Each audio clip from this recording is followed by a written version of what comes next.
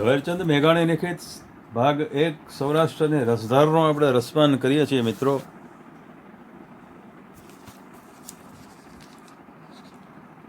સુરાપુરાની ખાંભી પાસે આજ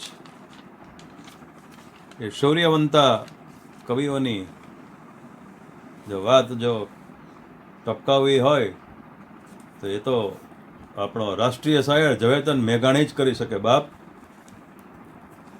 અત્યાર સુધી આપણે સૌરાષ્ટ્રની રસધાર પહેલા ભાગમાં શ્રી ઝવેરચંદ મેઘાણીની કલમે ટપકાયેલ રંગ છે રવાભાઈને, જટો હલકારો, ભલી મામદ આરબ, કરાસણી, આહિરની ઉદારતા, ભાઈબંધી, ગેલો શાહ, ભેંસોના દૂધની મોજો આપણે રમઝટું માણી બાપ. તો આજે હાલો 9મા પ્રકરણમાં ભોળો કાત્યાળ શું કરે છે એ આપણે જોઈએ. એ કાંઈ જેવો તેવો માણસ નથી. 4 લોકોને આજે હુવરાવેલો એ ભોળો કાત્યાળ. ભોળો કાત્યાળ સનાળી ગામનો કાઠી હતો. ઈશ્વરે એને ગઢપણમાં દુઃખના દિવસો દેખાડ્યા, ખાવા અન્ન રહ્યું નહીં. એક તલવારને બગલમાં દાબીને ભોળો કાત્યાળ દુનિયામાં હાલી નીકળ્યો. હાલતા હાલતા ગીરની અંદર ડુંગરે મઢેલા ચાચઈ ગામમાં આવી પહોંચ્યો ને ચાચઈમાં આપો માણસિયાવાળો રાજ કરતા હતા. ડેલી ઉપર દરબાર બેઠેલા હે. એકબીજાએ રામ રામ કર્યા, દરબારે નામઠામ પૂછ્યા, કાત્યાળે પોતાની કથા કહી.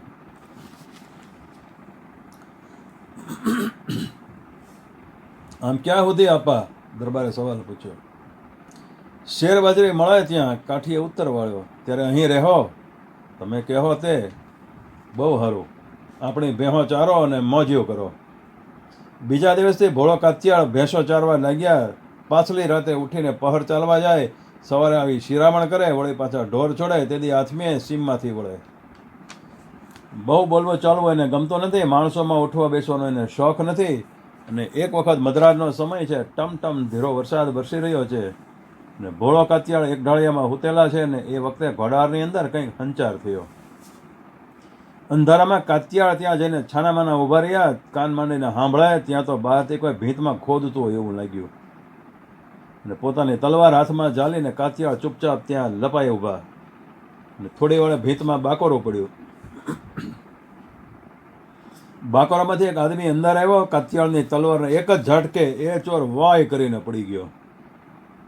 અંદર એ અવાજ થયો એટલે બહાર ઉભેલા બીજા 3 જુવાનો ભાગ્યા ને કાત્યાળ તો ત્યાં ને ત્યાં જ ઊભા રહ્યા. થોડી વારે 3 જણા પાછા વળીને ઊભા.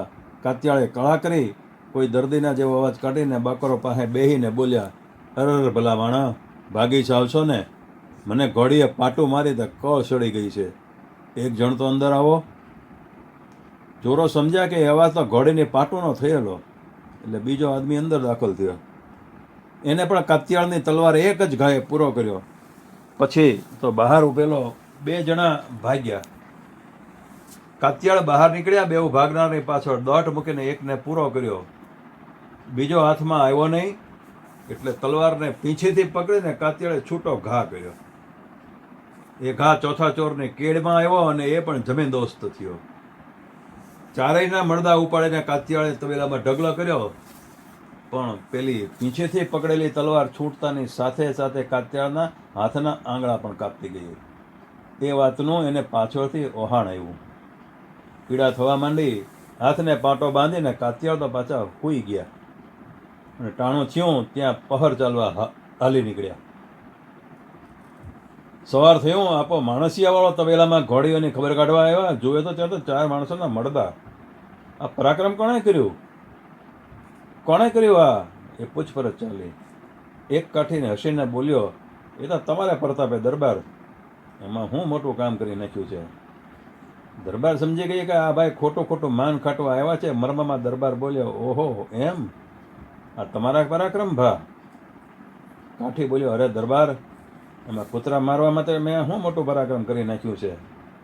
દરબાર કહે, વાહ વાહ, શાબાશ, ભારે કામ કર્યું.